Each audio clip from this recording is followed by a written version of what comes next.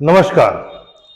उत्तराखंड के बाद अब आसाम भी धीरे धीरे यूनिफॉर्म सिविल कोड यानी कि समान नागरिक संहिता की ओर अग्रसर होता हुआ दिख रहा है, क्योंकि आसाम सरकार ने लगभग 94 साल पुराने एक ऐसे बिल को रिपील कर दिया यानी खत्म कर दिया है जो शायद यूसीसी के इंप्लीमेंटेशन में आ रहा था, यानी कहा जाए एक तरह से बैरियर के रूप में काम करता। और बिल क्या है जरा देख लेते हैं जिसको रिपील किया गया है। Assam decided to repeal Muslim marriage act, और शुक्रवार की शाम में यानी कल वहां की कैबिनेट ने इसके लिए मंजूरी दे दी। याद रखें, इस मुस्लिम मैरिज एक्ट जो 1935 में आया था, कॉलोनियल काल में ही आया था, ब्रिटिश काल में।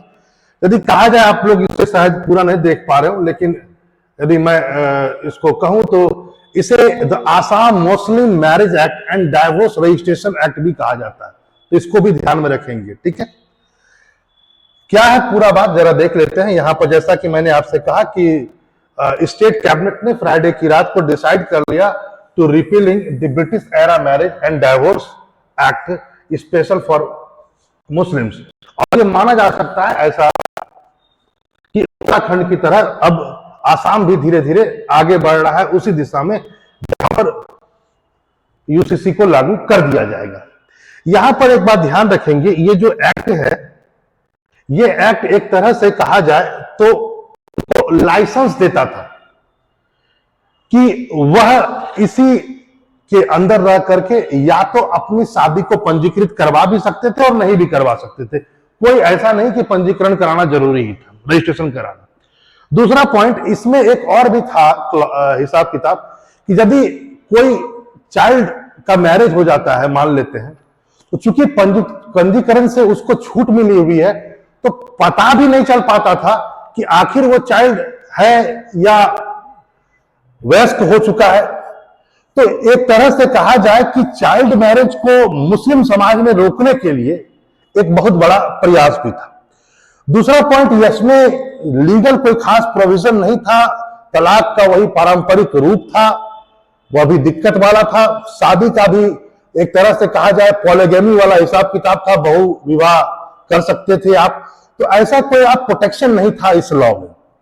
लेकिन जैसे ही इसको अब रिपील किया जाएगा, अब इसके बाद यहां पर यह हो गया कि इनको जो एकाधिकार मिला हुआ था कि इनको या तो रजिस्टर कराना है इसमें या जब चाहे तब कराए। अब पता लगा शादी बचपन में हो गई, छोटे उम्र में, और 10 साल के बाद अब रजिस्ट्रेशन कराने जा रहे हैं, तो वो छूट मिली हुई थी ना, तो अब वो छूट नहीं मिलेगी, साफ कह दिया गया।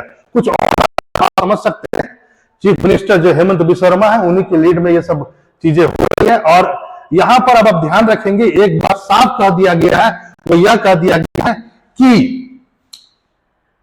अब से जो इसको रिपील होने के बाद जो भी अब शादियां होंगी वह स्पेशल मैरिज एक्ट के अंतर्गत में रिपील की जाए, मतलब कि रजिस्टर्ड की जाएंगी।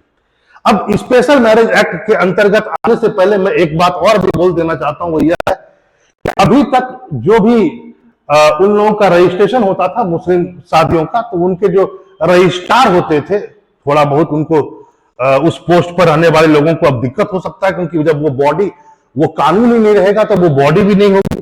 तो सरकार ने अपनी दूरदर्शिता का परिचय देते हुए जितने भी रजिस्ट्रार थे, मुस्लिम रजिस्ट्रार, उनको यह भी कहा है कि हम आपको 2 लाख रुपए पुनर्वास के लिए, रिहेबिलिटेशन के लिए आपको हम देंगे, आप चिंता न करें।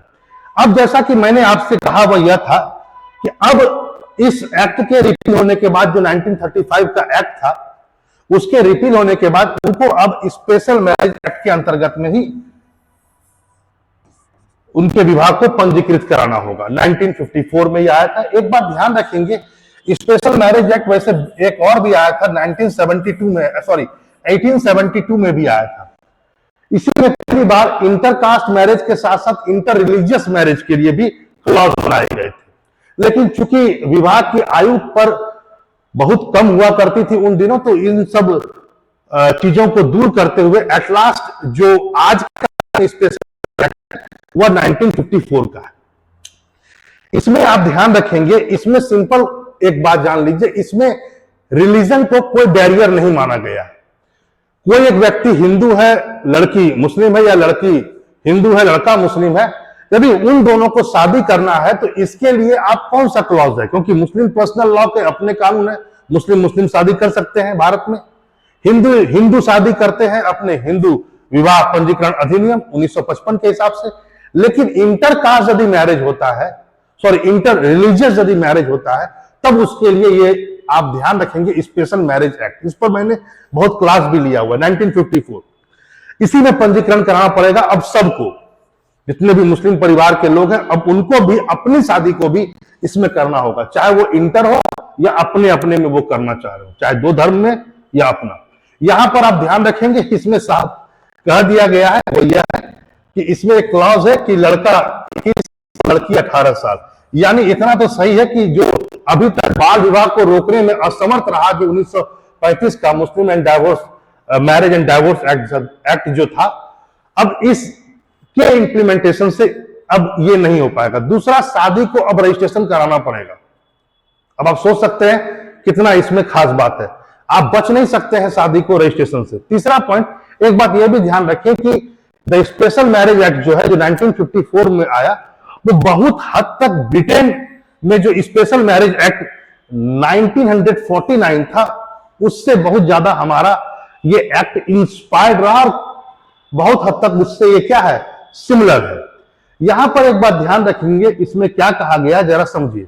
स्पेशल मैरिज एक्ट का जो सेक्शन 5 है, उसमें बाकायदा ये कहा गया कि जो भी पार्टी शादी करना चाहते हैं, चाहे वो किसी भी धर्म के हो, उनको वहां के डिस्ट्रिक्ट मैरिज ऑफिसर को 30 दिन पहले सूचना करना पड़ेगा,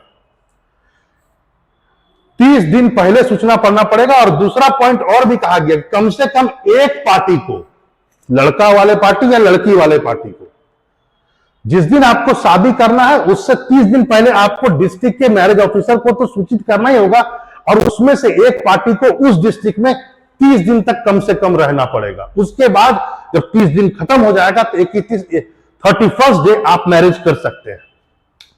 लेकिन इसमें सेक्शन 7 का भी क्लॉज है कि यदि इसमें से किसी एक पार्टी को मान लो कि मन बदल गया कि अब विवाह नहीं हम करना चाहते हैं, तो वो जो डेट है, यानी पहले तारीख से लेकर 10-30 दिनों के भीतर, जब आपने बोला कि हम शादी करना चाहते हैं और 30 दिन पहले, इस बीच में आप चाहे तो विड्रॉ भी कर सकते हैं। इसके लिए कोई पनिशमेंट का कोई भी रोल नहीं है, यहां पर आप ध्यान रखेंगे। एक बात और भी ध्यान रखेंगे, जो मुस्लिम पक्ष का इसमें विरोध रहेगा और वो कर रहे हैं, वो यह है कि इसमें पॉलीगैमी यानी बहुविवाह का प्रावधान नहीं है। एक साथ आप 4 मैरिज नहीं कर सकते, ध्यान रखें। और इसमें लेकिन तलाक का प्रावधान है, और वो तलाक वो नहीं होगा जो 3 तलाक, वैसे 3 तलाक भारत में खत्म हो चुका है, लेकिन वो भी नहीं है इसमें। स्पेशल मैरिज एक्ट जो है, उसमें बाकायदा कहा गया है कि कानून के अनुसार आपको तलाक आप ले सकते हैं, यानी आपको कोर्ट जाना होगा, तलाक दीजिए, तब आप शादी अगला करना चाहे नहीं करना चाहे।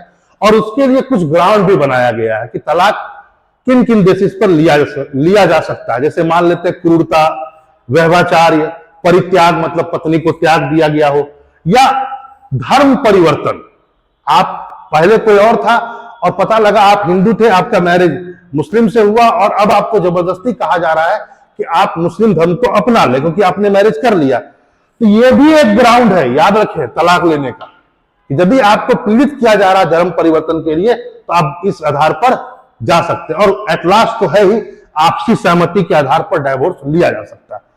तो अब आप समझ गए होंगे बात कि आसाम किस ओर जा रहा है, और आप ये भी समझ गए होंगे कि हिंद स्पेशल मैरिज एक्ट क्या है। एक बात ध्यान रखेंगे, स्पेशल मैरिज एक्ट 1872 में भी आया था, ठीक है। चलिए फिर मिलते हैं एक इंपॉर्टेंट टॉपिक के साथ। नमस्कार।